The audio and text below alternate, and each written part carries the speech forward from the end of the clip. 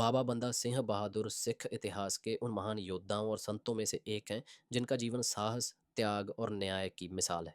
उनका जन्म 27 अक्टूबर 1670 को जम्मू क्षेत्र के राजौरी जिले के पास एक पहाड़ी इलाके में हुआ था और उनका बचपन का नाम लक्ष्मण दास था।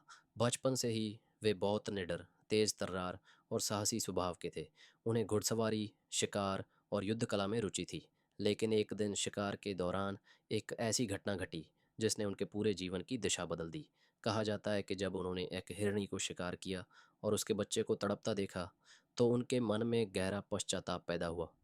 उसी क्षण उन्हें एहसास हुआ कि हिंसा से कभी शांति नहीं मिल सकती। इस घटना ने उनके हृदय को भीतर तक झकझोर दिया और उन्होंने सांसारिक जीवन को त्यागने का निर्णय लिया। इसके बाद लक्ष्मण दास वैराग्य के मार्ग पर चल पड़े और साधु बनकर माधोदास बैरागी कहलाने लगे। वे नर्मदा नदी के किनारे एक आश्रम में रहने लगे, जहां उन्होंने वर्षों तक कठोर तपस्या और साधना की। धीरे धीरे उनकी ख्याति एक सिद्ध पुरुष के रूप में फैलने लगी।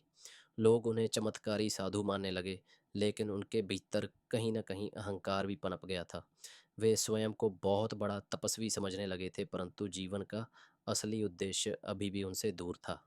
सन 1708 में नांदेड़ में उनके जीवन के सबसे महत्वपूर्ण घटना घटी। यहीं उनकी भेंट सिखों के 10वें गुरु, गुरु गोबिंद सिंह जी से हुई। यह मुलाकात साधारण नहीं थी, बल्कि इतिहास को नई दिशा देने वाली थी। गुरु गोबिंद सिंह जी ने माधोदास बैरागी के अहंकार को पहचान लिया और अपने वचनों से उसे तोड़ दिया। माधोदास पहली बार किसी ऐसे महापुरुष के सामने खड़े थे जिनमें अपार आध्यात्मिक शक्ति, करुणा और साहस एक साथ मौजूद था। इसी क्षण माधोदास ने गुरु गोबिंद सिंह जी के चरणों में स्वयं को समर्पित कर दिया और अपना जीवन गुरु की सेवा में अर्पित कर दिया। गुरु गोबिंद सिंह जी ने उन्हें अमृतपान करवाकर खालसा पंथ में शामिल किया, नया नाम दिया, बंदा सिंह बहादुर, और उन्हें आदेश दिया कि वे उत्तर भारत जाकर मुगल शासन के अत्याचारों का अंत करें और शोषितों को न्याय दिलाएं। गुरु के आदेश को सिर माथे पर रखकर बंदा सिंह बहादुर उत्तर भारत की ओर चल पड़े। उस समय देश के कई हिस्सों में मुगल अधिकारियों द्वारा किसानों और आम जनता पर भारी अत्याचार किए जा रहे थे। जबरन कर वसूली, अन्याय और दमन आम बात थी। बंदा सिंह बहादुर ने सिखों, किसानों और साधारण लोगों को एकजुट करना शुरू किया। उन्होंने लोगों के भीतर आत्मसम्मान, साहस और अन्याय के विरुद्ध खड़े होने की भावना जगाई। देखते ही देखते खालसा सेना का गठन हुआ और यह सेना अत्याचार के विरुद्ध संघर्ष का प्रतीक बन गई। सन 1710 में बंदा सिंह बहादुर ने सरहिंद पर विजय प्राप्त की। सरहिंद वह स्थान था जहां गुरु गोबिंद सिंह जी के छोटे साहिबजादों के साथ अन्याय हुआ था। इस विजय को केवल एक युद्ध की जीत नहीं माना जाता, बल्कि इसे अन्याय के अंत और न्याय की स्थापना के रूप में देखा जाता है। सरहिंद की जीत के बाद बंदा सिंह बहादुर ने भारत में पहली बार खालसा राज की स्थापना की। उनके शासन में किसानों को जमीन का मालिकाना हक दिया गया और शोषण की जगह न्याय को सर्वोच्च स्थान मिला। उन्होंने सिक्के भी चलवाए जिन पर गुरु नानक देव जी और गुरु गोबिंद सिंह जी का नाम अंकित था, जिससे यह स्पष्ट होता है कि उनका शासन सत्ता के लालच के लिए नहीं, बल्कि गुरु की मर्यादा और जनता की भलाई के लिए था।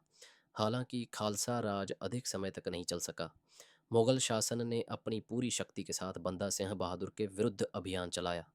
लंबे संघर्ष के बाद वे गिर गए और अंततः गिरफ्तार कर लिए गए। उन्हें उनके साथियों और परिवार सहित दिल्ली ले जाया गया। वहां उन पर धर्म परिवर्तन का भारी दबाव डाला गया, लेकिन बंदा सिंह बहादुर अपने गुरु और अपने विश्वास से कभी नहीं डिगे।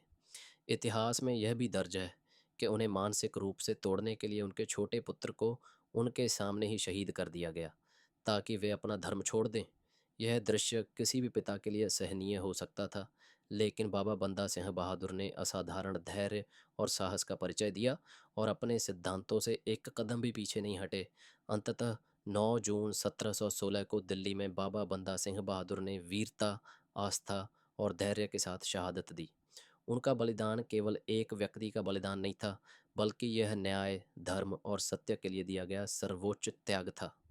आज बाबा बंदा सिंह बहादुर को सिख इतिहास के महान योद्धा, संत और शोषितों के रक्षक के रूप में याद किया जाता है। नांदेड़, जहां उन्हें गुरु गोबिंद सिंह जी से जीवन का उद्देश्य मिला, और दिल्ली, जहां उन्होंने शहादत दी, ये दोनों स्थान उनकी अमर स्मृति से जुड़े हुए हैं। उनका जीवन हमें यह सिखाता है कि जब इंसान अपने अहंकार को त्याग कर सत्य, सेवा और न्याय के मार्ग पर चलता है, तो वह न केवल अपना जीवन बल्कि पूरे इतिहास की दिशा बदल सकता है।